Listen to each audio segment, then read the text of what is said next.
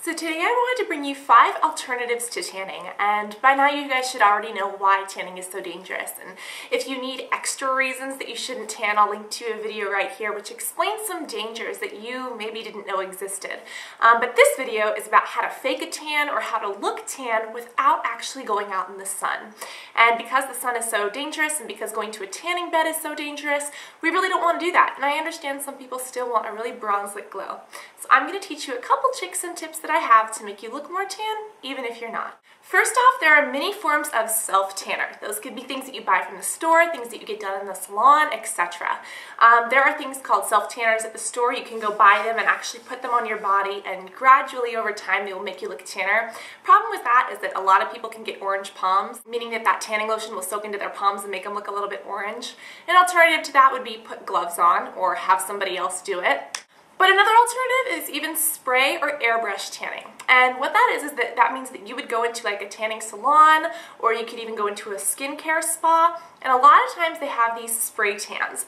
And you'll just kind of strip down and they will spray you with this color. That prevents your hands from turning these different colors, and spray tans generally aren't as blotchy or as uneven in color and pigmentation.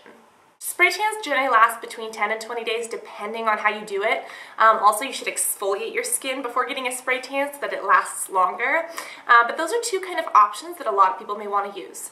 The next one is a little bit like makeup. It's not exactly a spray tan or a fake tan, but it'll make you look tan until you wash it off. And it's almost like makeup for your skin. Tan makeup. You guys know that if you put a foundation on your skin and it's not your color, it's going to make your skin look darker than it actually is if you got a darker shade. It's the same idea. You could get body makeup that's a little bit darker than your shade, or a little bit of like a tinted moisturizer or a sheer glow. You can put that on your body and it makes you look tanner without being tan. There are some that are waterproof and that will come off with soap, so that way you can swim in them or go to the beach and stuff like that and won't rub off on your towel or anything. A really good one is called MST, I think. It's from Sephora. It's like Sarah McNamara or whatever. But it's basically this idea of it's either like a foundation for your body or it's just like a tinted moisturizer for your body that'll give you kind of like a sheer glow and make you look tanner without actually going to a salon and paying for that service, or without going out into the harmful rays of the sun or the tanning beds. Next few tips and tricks I have are actually kind of what I'm doing today. And it's about playing with colors and playing with your body and your hair and your eyes to make you look tanner by causing contrast. The first thing that you might notice is that I look a little bit tanner because I'm wearing white. White is definitely, or even cream, is a lot lighter than our skin.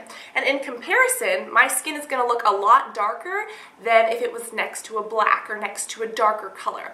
So if you wear light colors such as white or such as cream, it'll cause a contrast and it will make your skin look tanner even if it's not. Another way to play with that contrast is what I've done here. Nude lips. Nude lips are a great way to also make your skin look tanner. Naturally, if we have these dark red lips, our skin would look paler. With these nude lips, the color of my lips and my skin are a little bit more similar, so it doesn't cause as much contrast. The contrast is my teeth that are super white. That causes my entire face to look tanner. Another tip is skipping the blush. As you guys can see, I didn't do blush today, I just did a little bit of bronzer.